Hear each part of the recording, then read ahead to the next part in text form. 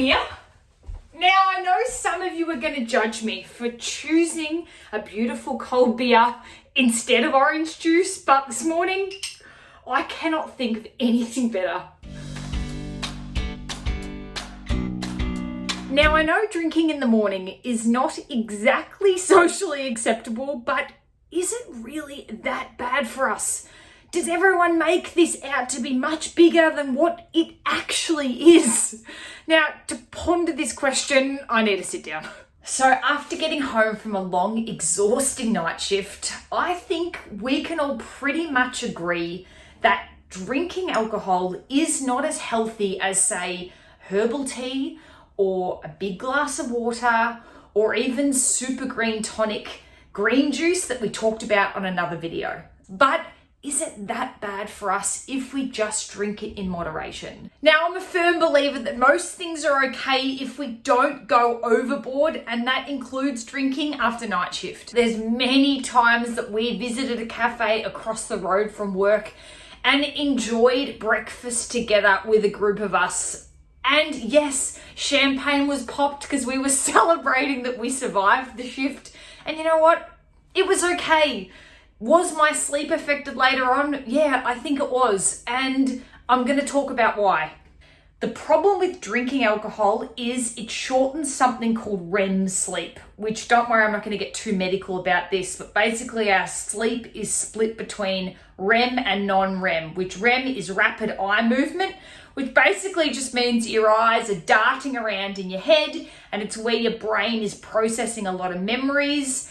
And the longer you spend in this time, they say it allows you to be more emotionally aware of what's going on. So understanding body language and maybe non-verbal cues. We develop how to do this in REM sleep. Now, the amount of time we spend in this critical stage of sleep gets longer and longer as your day or night sleep progresses. So towards the end of your sleep, sort of the 6-7 hour mark is where we are spending the longest time in REM sleep. But researchers say that when we drink alcohol, it shortens the time we're actually spending in REM sleep.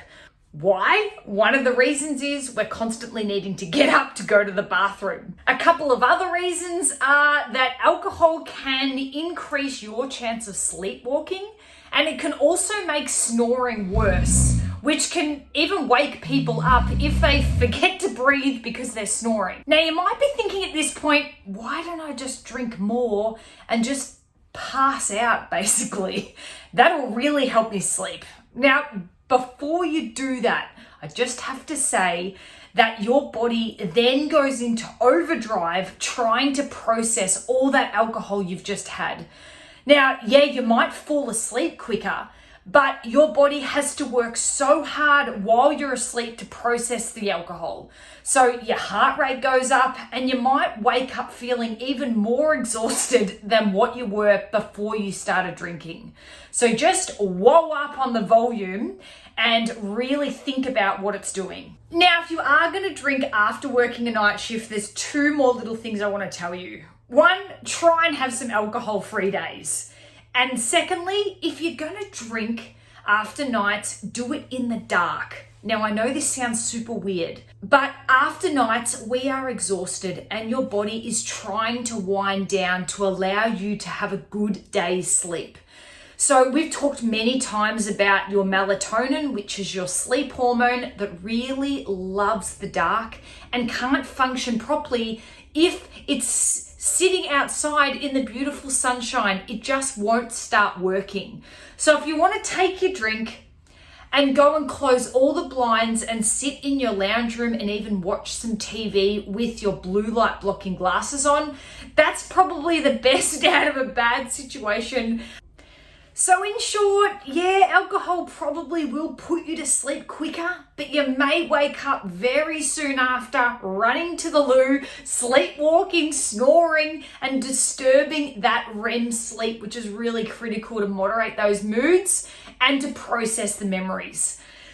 Now, rotational shift workers, which are those going from days to nights constantly, often rely on alcohol as a way of coping because it can be kind of lonely and socially isolating to work this kind of schedule. So if you need a hand and you are a rotational shift worker, I'm feeling you.